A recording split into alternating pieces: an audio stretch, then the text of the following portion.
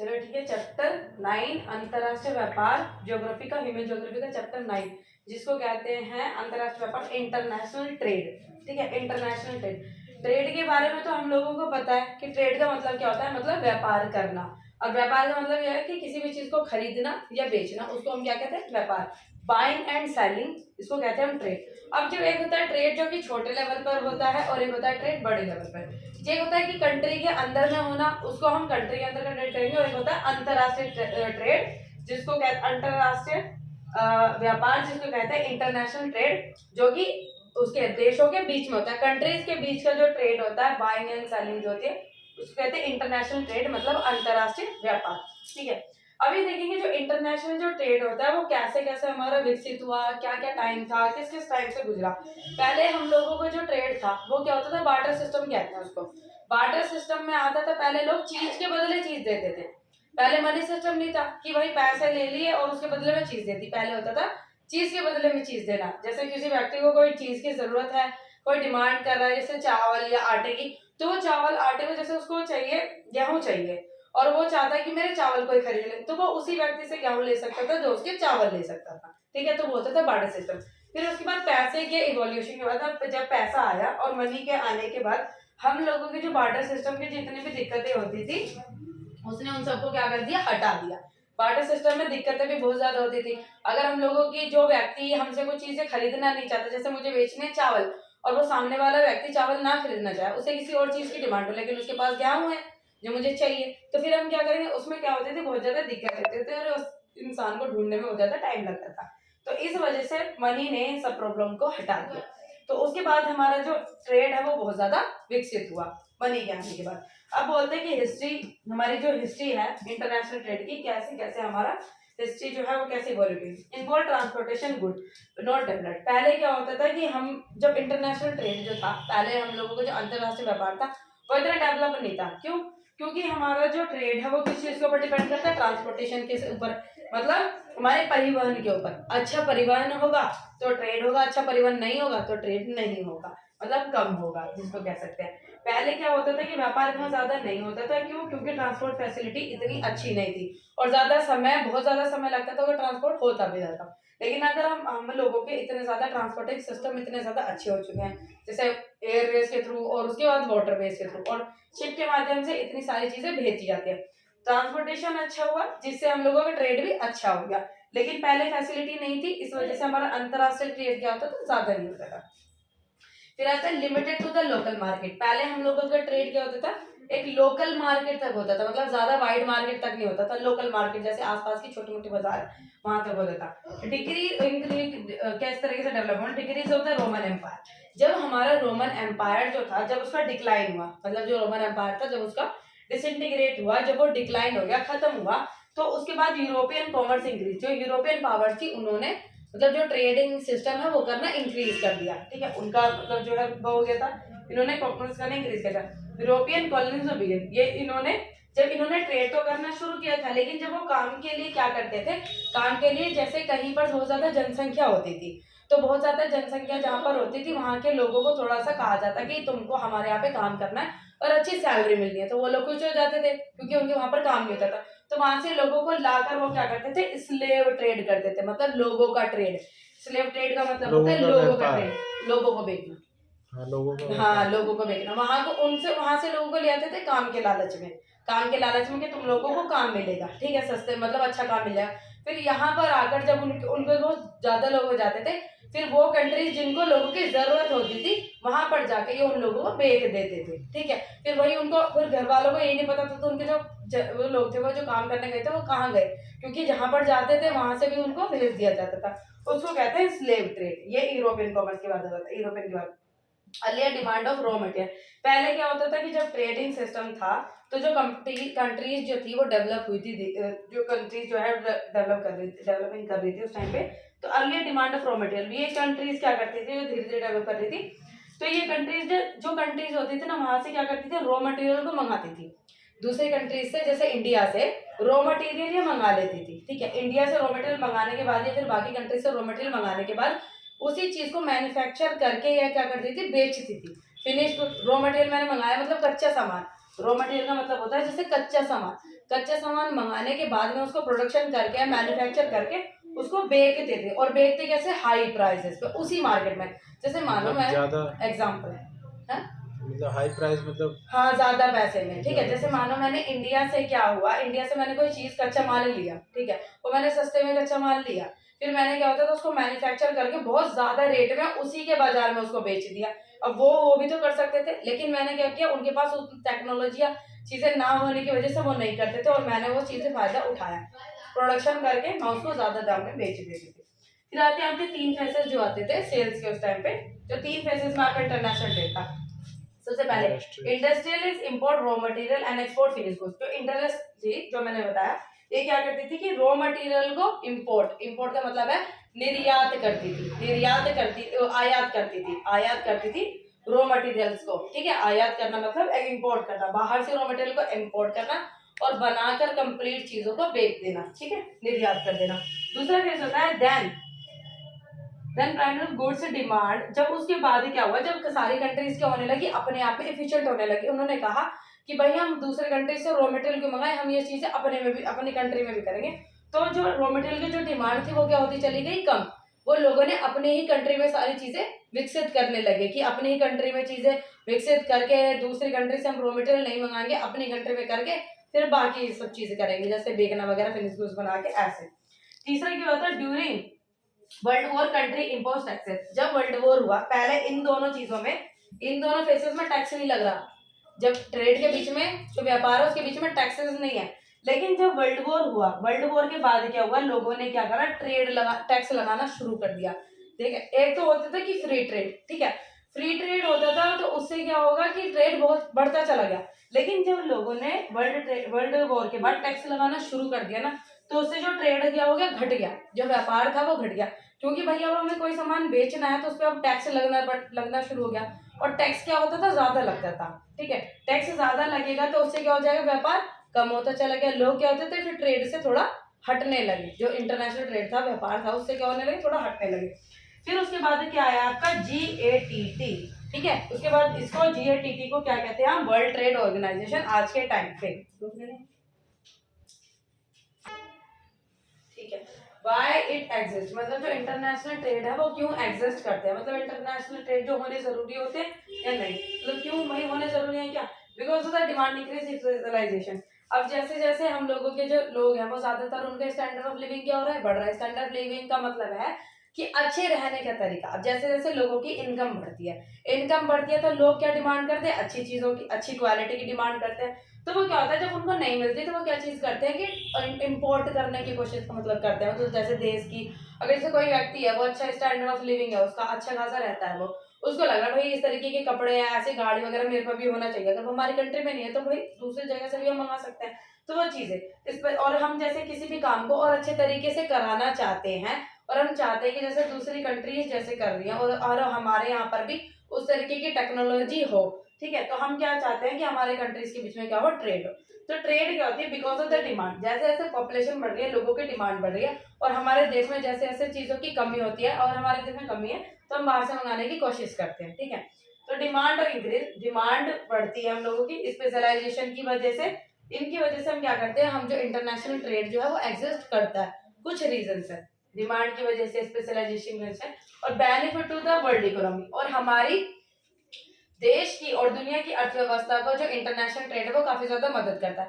एक simple language में समझा जाए तो जैसे एक देश है आपके, ठीक है, और आजकल देखा होगा कि लोग एक जगह से दूसरे देश में घूमते हैं, ठीक है। अब दूसरे देश में घूमते हैं तो दूसरे देश भी जहाँ पर वो घूमने आते हैं तो उनको भी ऐसा लगता है कि हमारे देश में अगर कोई टूरिस्ट आए तो उनको जब कोई भी पर्यटक जो है वो घूमने आए तो उनको उनके हिसाब से चीजें मिलनी चाहिए। तो वो क्या सोचते हैं कि, और उनको इस तरीके की मतलब अनकंफर्टेबल ना लगे कि वो तुम्हारी हमारी कंट्री में ना आए, तो वो चाहते हैं कि उनके कंफर्टेबल की चीजें हम अपने देश में भी रखें। तो वो क्या है, उनके कंफर्टेबल की भी चीजें मंगा कर रखते हैं ताकि उनको हमारे देश में भी कुछ कमी ना लगे, ठीक है। तो जैसे जैसे लोगों का ट्रेड भी और घूमना भी बढ़ता गया है, हमारा इंटरनेशनल ट्रेड भी जो है वो विकसित हो जा रहा है, और जरूरी है करना। वर्ल्ड इकोनॉमी को, हमारी अर्थव्यवस्था को काफी ज्यादा मदद करता है, क्योंकि अगर हम इंटरनेशनल ट्रेड नहीं करेंगे ना तो हम छोटे से जो अपनी उसमें मतलब अपनी दुनिया में घूमते रह जाएंगे, उसी में ही ट्रेड करना और नई नई चीजों का ना पता हो पाना, और जो दूसरे देशों में कोई चीजें बन रही है उन चीजों का नए लाभ उठा पाना, और ना चीजों को अच्छे तरीके से जान पाना। तो benefit to the world economy, सारी दुनिया की अर्थव्यवस्था को ये मदद करती है। राइज टू द ट्रेड, हमारे ट्रेड को क्या करती है, बढ़ाती है। जो इंटरनेशनल ट्रेड है वो हमारे ट्रेड को क्या करती है, बढ़ाती है। इंटरनेशनल ट्रेड से हमारे जो बाकी देश है उनको भी पता चलता है कि एक कंट्री है जो इस तरीके से विकास कर रही है, और उनको पता चलता है कि हम जैसे कि डेवलप कोई कितना कर रहा है, किस हिसाब से कर रहा है, और क्या सब चीजें उसके देश में बनती है और कैसे बनती है। Trade increase because of the communication and transport, जैसे जैसे हमारे यहाँ पर संचार का, कम्युनिकेशन का और परिवहन और ट्रांसपोर्ट की फैसिलिटी जैसे जैसे बढ़ रही है उस हिसाब से ट्रेड बढ़ रहा है। संचार नहीं बढ़ेंगे तो लोगों को पता कैसे चलेगा कि किस सेंटर में क्या भेजना है, किस तरीके से क्या करना है। ट्रांसपोर्ट नहीं होंगे तो कैसे भेजा जाएगा। तो जैसे जैसे फैक्टर जो है कम्युनिकेशन है और ट्रांसपोर्ट जैसे जैसे बढ़ रहा है वैसे वैसे हम लोगों का ट्रेड भी क्या हो रहा है, बढ़ता चला जा रहा है। अब बेसिस ऑफ इंटरनेशनल ट्रेड, जो अंतरराष्ट्रीय व्यापार है, इंटरनेशनल ट्रेड है, उसका आधार क्या होता है, क्या बेसिस है, किसके हिसाब से जो है इंटरनेशनल ट्रेड होती है, किस वजह से होती है। आधार, डिफरेंस इन नेचुरल रिसोर्सेज। सबसे पहले हर एक कंट्री है वो, हर एक कंट्री, अलग अलग कंट्री जो होती है उनके सभी के देश में जो नेचुरल रिसोर्सेज होते हैं वो हर एक प्रकार से विकसित नहीं होते। मतलब हर एक, किसी में कोयले की खान मिल रही है, ठीक है, किसी का नेचुरल रिसोर्सेज किस तरीके का, किसी का नेचुरल एनवायरनमेंट किस तरीके का है, कहीं पर सर्दी जाता है, कहीं पर गर्मी जाता है, कहीं पर इस तरीके की खेती हो रही है, कहीं पर उस तरीके की खेती हो रही है, ठीक है। Natural resources, difference in natural resources, natural जो है रिसोर्सेज अलग अलग होने की वजह से, और जैसे मानो किसी देश में कोयले की खान बहुत ज्यादा है, किसी देश में नहीं है, तो भाई वो कहेगा कि मैं उसके देश में कोयले की खान ज्यादा है तो वहां से वो चीजें मंगाने की कोशिश करेगा, वहां से वो मंगाएगा ही, भाई उसको जरूरत है तो वो मंगा लेगा। इससे क्या होगा कि एक बैलेंस सा बना रहेगा और जो मतलब एक दूसरे की हेल्प हो जाएगी। वो उसकी कंट्री में कुछ और ज्यादा मिल रहा है तो वो अपनी जो चीजें हैं वो वहां पर एक्सपोर्ट कर देते, ठीक है। तो नेचुरल रिसोर्सेज डिफरेंसेस होने की वजह से हम क्या करते हैं, इंटरनेशनल ट्रेड जो है वो हमारा बढ़ता है। पहला रीजन इंटरनेशनल रिसोर्सेज, जैसे ज्योग्राफिकल स्ट्रक्चर कुछ कुछ अलग होता है। मिनरल रिसोर्सेज, कहीं पर जैसे मैंने आपको कोयले का एग्जांपल दिया था। क्लाइमेट, कहीं कहीं पर जैसे कहीं का क्लाइमेट जैसे वातावरण कहीं कहीं का अलग होता है, कहीं पर ठंडा वातावरण है तो वहां पर उस तरीके की क्रॉप होती है, कहीं पर अलग वातावरण है तो कहीं पर उस तरीके की क्रॉप होती है। वो चाहते हैं, जैसे मानो कंट्री ए है और कंट्री बी है, एग्जांपल कंट्री ए है और कंट्री बी है, ए और बी कंट्री है, ठीक है। ए की कंट्री में क्या होता है, यहाँ पर गेहूं बहुत अच्छे होते हैं, यहाँ पर कॉफी बहुत अच्छी होती है। इसने कहा भाई यहाँ पर गेहूं नहीं हो पाते और यहाँ पे कॉफी नहीं हो पाती, और यहाँ पर गेहूं ज्यादा अच्छे होते हैं और यहाँ पर कॉफी ज्यादा अच्छी होती है। इसने कहा कि भाई, इसने कहा ए ने बी से, भाई मुझे कॉफी चाहिए।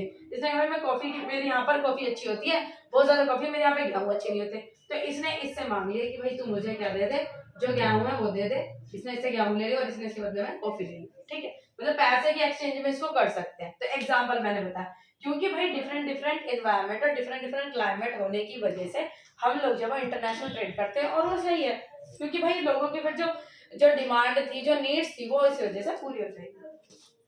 फिर आता है आपका पॉपुलेशन फैक्टर। पॉपुलेशन फैक्टर जो है वो हमें बताता है जैसे जनसंख्या के बारे में, जैसे जैसे हमारी जो जनसंख्या है वो बढ़ती जा रही है वैसे वैसे उनकी डिमांड जो है वो भी बढ़ती जा रही है, तो इस वजह से इंटरनेशनल ट्रेड। और दूसरा क्या कहते हैं, स्टैंडर्ड ऑफ लिविंग, जैसे मैंने आपको बताया था, जैसे लोगों की स्टैंडर्ड ऑफ लिविंग है वो इम्प्रूव होता जा रहा है, लोगों का जैसे रहने का तरीका है वो और ज्यादा अच्छा होता जा रहा है, तो उनकी डिमांड भी उस हिसाब से परिवर्तित होती जा रही है, ठीक है।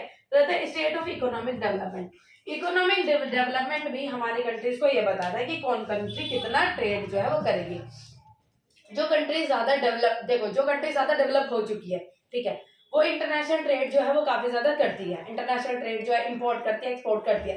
लेकिन जो कंट्री डेवलप कर रही है वो इतना ज्यादा इंपोर्ट पे ध्यान, वो क्या करती है, वो ज्यादा से ज्यादा सोचती है कि हम बाहर से अच्छी अच्छी मशीनें मंगाएं, और हमारे यहाँ पे प्रोडक्शन हो, जिससे कि हम क्या है, हमें विकास कर सके और चीजों को बाहर बेच सके। तो वो जो डेवलप कंट्री कर रही है, जैसे कि इंडिया भी डेवलप कर रही है, तो अगर जैसे बाहर कोई टेक्नोलॉजी डेवलप होती है, कोई टेक्नोलॉजी अच्छी, कोई मशीन है, तो इंडिया की चाहती है बाहर से वो टेक्नोलॉजी हमारे यहाँ पर आए और हम भी उसका फायदा उठाएं, और इस तरह से चीजें हम जो है वो बनाए, और हमारा भी जो कंट्री है वो एक लेवल अप जो है वो होता चला जाए। तो हमारी स्टेट ऑफ इकोनॉमिक डेवलपमेंट, ये हमारी कंट्री के डेवलपमेंट की वजह से, और डेवलप कोई कंट्री कितनी हो चुकी है उस वजह से पता चलता है कि हमारा जो इंटरनेशनल ट्रेड है वो हम कितना करेंगे। फिर एक्सटेंट ऑफ फॉरेन इन्वेस्टमेंट, अगर जैसे कोई कंट्री, हमारे जैसे कोई भी कंट्री है, ठीक है, वो क्या चाहती है कि जैसे किसी कंट्री में उसको कोयले की खान मिली या फिर तेल की खान मिली, तो वो कंट्री ना फॉरेन इन्वेस्टमेंट करती है। फॉरेन इन्वेस्टमेंट उस कंट्री में करते हैं, उसको पता है कि जैसे ए कंट्री में काफी ज्यादा यहाँ पर ऑयल मिलेगा, तो ये जो दूसरी कंट्री है ये वाली, ये इसमें फॉरेन इन्वेस्टमेंट करेगी। फॉरेन इन्वेस्टमेंट मतलब बाहर से अपने देश का पैसा इसमें थोड़ा सा इन्वेस्ट करना। इस कंट्री के पास पैसे नहीं थे, ये नहीं कर पा रही थी, सब चीजों को अफोर्ड नहीं कर पा रही थी। ये कंट्री ने कहा कि भाई मैं हमारी कंट्री में फॉरेन इन्वेस्टमेंट करूंगा, जो यहाँ पे जो अगर कुछ खाने वगैरह निकले जो तुमको फायदा हो वो हमारे साथ ट्रेड करना उस चीज का। उसने मांगा नहीं, उसने कहा हमारे साथ इस चीज का ट्रेड करना, ठीक है। अभी इसको जब भी ऑयल की जरूरत पड़ती है वो इससे मांगता है और इसके बदले पैसे देता है, और इसकी भी जो कंडीशन है वो अच्छी हो गई ना, ठीक है। तो foreign investment, extend of foreign investment, foreign investment होने की वजह से हमारा जो इंटरनेशनल ट्रेड है वो एग्जिस्ट करता है। फिर आता है ट्रांसपोर्ट कंडीशन। जैसे जैसे ट्रांसपोर्ट परिवहन के साधन बढ़ते हैं वैसे वैसे आपका ट्रेड जो है वो बढ़ता चला जाता है। ट्रांसपोर्ट अच्छा होगा तो ट्रेड भी आपका अच्छा होगा, ट्रेड भी बड़े लेवल पर होता चला जाएगा। अगर ट्रांसपोर्ट ही अच्छा नहीं होगा तो ट्रेड भी आपका नहीं होगा, ठीक है। ठीक है, फिर आता है आपका balance of trade. Balance of trade का मतलब होता है ट्रेड के बीच में बैलेंस करना, मतलब इंपोर्ट और एक्सपोर्ट, आयात और निर्यात के बीच में जो बैलेंस होता है, मतलब इनको बैलेंस करके रखना, उसको कहते हैं बैलेंस ऑफ ट्रेड, ठीक है। ये रिकॉर्ड करता है volume of goods and services import as well as export, मतलब ये रिकॉर्ड करता है कि जितने गुड्स एंड सर्विसेज को कितने को इंपोर्ट, निर्यात और आयात जो है वो क्या क्या import as well as export. अब इसमें आपकी जो बैलेंस ऑफ ट्रेड भी है और फेवरेबल भी होता है, अफेवरेबल भी होता है और अनफेवरेबल भी होता है। अनफेवरेबल बैलेंस ऑफ ट्रेड क्या होता है? अनफेवरेबल का मतलब होता है जब आपके इंपोर्ट ज्यादा होते हैं आपके एक्सपोर्ट से, मतलब ये है कि जब आप बाहर की कंट्री से ज्यादा सामान मंगा रहे हो और बाहर जो है वो कम सामान बेच रहे हो, तो इसमें क्या होगा हमारा घाटा, कि हम बाहर से सामान ज्यादा मंगा रहे हैं और क्या करेंगे, और हमारी जो यहाँ से जो सामान है वो कम जा रहा है, तो इससे क्या होगा कि हम ज्यादातर कंट्रीज के ऊपर डिपेंडेंट है और हमारा जो बाकी जो मनी है वो क्या जा रही है, दूसरी कंट्रीज में जा रही है, ठीक है। तो ये हमारे लिए क्या होता है, एक नेगेटिव कंडीशन होती है कि, और हम क्या होते हैं कि इससे क्या पता चलता है कि हमारी जो कंट्रीज है उसमें टेक्नोलॉजी नहीं है और ज्यादातर बाहर की कंट्रीज के ऊपर डिपेंड है हर एक चीज के लिए। तो हमें इस कंडीशन में क्या करना चाहिए, हमें सोचना चाहिए कि जो अनफेवरेबल बैलेंस ऑफ ट्रेड है इसको घटाने की कोशिश करनी चाहिए, मतलब ये कि ज्यादातर बाहर की चीजों पर डिपेंड नहीं होना चाहिए, और क्या कहते हैं कि अपने ही कंट्रीज में जितनी चीजें बनती हैं और या फिर बनाने की कोशिश करनी चाहिए। फिर आता है आपका favourable. Favourable balance of trade का मतलब होता है जब आपके इंपोर्ट कम और एक्सपोर्ट ज्यादा, अब बाहर के कंट्रीज में ज्यादा सामान बेच रहे हो, ठीक है, तो इससे क्या हो रहा है, हमारा फायदा हो रहा है, हम ज्यादा बेच रहे हैं। बेचेंगे तो क्या होगा, ज्यादा अगर ज्यादा बेचेंगे तो ज्यादा से ज्यादा लोग प्रोडक्शन करेंगे, प्रोडक्शन करेंगे तो ज्यादा एम्प्लॉयमेंट और रोजगार जो है वो बढ़ेगा। तो ये हमारे लिए एक अच्छी कंडीशन होती है जिसको कहते हैं पॉजिटिव। तो एक पॉजिटिव बैलेंस ऑफ ट्रेड जिसका मतलब फेवरेबल होता है, एक नेगेटिव जिसका मतलब अनफेवरेबल होता है। ट्रेड, ट्रेड दो तरीके के, जैसे बायलेटरल और मल्टीलेटरल ट्रेड। बायलेटरल ट्रेड का मतलब होता है जिसमें दो कंट्रीज हो ट्रेड करने में, दो कंट्रीज जो आपस में ट्रेड करती है उसको कहते हैं बायलेटरल। जब दो से ज्यादा अधिक कंट्रीज, जो काफी सारी कंट्रीज जो है, जैसे एक कंट्री है इसके इंडिया है, इसके साथ में ये भी ट्रेड, ये भी ट्रेड, ये भी ट्रेड, काफी सारी कंट्रीज जब एक साथ ट्रेड करते हैं उसको कहते हैं मल्टीलेटरल ट्रेड, ठीक है। और जिस कंट्रीज के साथ उसका अच्छे मतलब रिश्ते होते हैं अच्छे तरीके से, तो उसको वो कुछ ना कुछ एक अच्छे एडवांटेजेस देता है, जैसे या तो फिर कम टैक्सेस वगैरह में, इस तरीके से, ठीक है। Multilateral case for free trade, मतलब ये होता है कि फ्री ट्रेड जो होता है उसकी कंडीशन में क्या होगा, जैसे case for the free trade, अगर हम लोग यहाँ पे फ्री ट्रेड करते हैं, फ्री ट्रेड का मतलब क्या होता है कि क्या होता है, अगर हम फ्री ट्रेड अगर में करते हैं, अगर अपनी कंट्री में फ्री ट्रेड करें, तो फिर पहले वो तो फ्री ट्रेड क्या होता है। फ्री ट्रेड का मतलब होता है जब हम किसी भी कंट्री में सामान बेच रहे हैं बिना टैक्सेस के, जैसे हमारे कंट्री में कोई सामान आ रहा है उस पर हम टैक्स नहीं लगा रहे, उसको कहते हैं फ्री ट्रेड। कंट्रीज के बीच में ट्रेड, फ्री ट्रेड होना, एक फ्री ट्रेड जो होना है वो अच्छी चीज होती है, ठीक है। क्यों? क्योंकि अगर हम फ्री ट्रेड करेंगे तो इससे क्या होगा, ज्यादातर कंट्रीज हमारे साथ ट्रेड करेंगी और ज्यादातर कंट्रीज की चीजें जो हमारे आपस में बदलेंगी, उधर से लेन देन जो है वो अच्छा रहेगा, और क्या होगा कि हमारे पास जो है टेक्नोलॉजीज भी अच्छी डेवलप होंगी उस कंट्रीज की हमारे पास, हमारे कंट्रीज के पास। विदाउट रेस्ट्रिक्शन, इसका मतलब होता है रेस्ट्रिक्शन, कोई भी रेस्ट्रिक्शन जो है वो नहीं लगाया जा रहा है। फ्री ट्रेड का मतलब opening up economy. Opening up economy का मतलब होता है कि हमारी जो कंट्रीज है वो इकोनॉमी वो ओपन हो चुकी है ट्रेड के लिए, ठीक है। हम टैक्सेस वगैरह नहीं लगा रहे, तो हमारी कंट्रीज में जैसे किसी को कोई सामान जो है वो बेचना है तो बेच सकता है, ठीक है। कहते हैं लिबरलाइजेशन ऑफ ट्रेड। लिबरलाइजेशन का मतलब है लिबरल, आजाद कर देना, ट्रेड को क्या है, आजाद कर देना, ठीक है। कहते हैं इंक्रीज डिक्रीज टैरिफ। इसका मतलब होता है जो टैक्सेस जो टैरिफ हो रही थी, टैरिफ जो लगा रहे थे हम, चीजें जो रोकथाम जो हो रही थी वो हटा दी गई है सब। फिर आता है, अगर ये जो हमारा फ्री ट्रेड है फायदा तो करता है लेकिन ये क्या करता है, नुकसान भी करता है।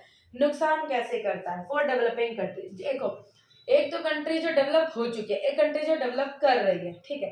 अगर डेवलपिंग कंट्रीज में, जो डेवलप कंट्रीज हैं, अगर जो डेवलपिंग कंट्रीज है उसने फ्री ट्रेड पॉलिसी चालू, फ्री ट्रेड पॉलिसी है, अगर उसमें डेवलप्ड कंट्रीज अपने सामान बेचेगी, एक तो डेवलपिंग कंट्रीज अभी डेवलप कर रही है, वो अच्छे अच्छे धीरे धीरे कर रही है, उसका मार्केट पहले ही डाउन हो जाएगा। किसके द्वारा? डेवलप्ड कंट्रीज के द्वारा पहले उसका मार्केट क्या हो जाएगा? घट जाएगा, वो पहले से ही बढ़ने से पहले ही गिर जाएगा, ठीक है, क्योंकि डेवलप कंट्रीज उसके बाजार पे कब्जा करना शुरू कर रही है। फ्री ट्रेड पॉलिसी ये होगी। फिर डम्प्ड गुड, डम्प्ड गुड का मतलब होता है कि अगर कोई कंट्री है वो अपने जैसे कोई कंट्री अपने वहां पर ये मारकर 50 रुपए का बेचती है, ठीक है, ये मार्कर 50 रुपए का बेचता है, लेकिन हमारे कंट्री में आने के बाद इस मार्कर को 40 का बेचे, तो भाई अब इससे तो कहेंगे भाई उसको नुकसान हो रहा है, नहीं, नुकसान की बजाय वो क्या कर रही है, मेरे मार्केट को वो घेरे जा रही है। तो इससे क्या होगा, लोगों की स्पैन के प्रति डिमांड बढ़ जाएगी, उसने क्या हुआ, धीरे धीरे मेरी मार्केट को अपने कब्जे में ले लिया। इसको कहते हैं डम्प्ड गुड, मतलब अपनी कंट्रीज में चीज को जिस रेट में बेचना उससे कम दूसरी कंट्री में बेचना। उससे क्या होता है कि उसको नुकसान, मतलब थोड़े टाइम के लिए लॉस तो हो रहा है, लेकिन वो क्या हो रहा है, बहुत लार्ज मार्केट को कवर कर रही है, तो लोगों की अपने डिमांड, चीजों के प्रति डिमांड कम हो जाएगी क्योंकि इसके पैसे कम है, ठीक है, तो ये हो जाएगी आपकी। चलो ठीक है।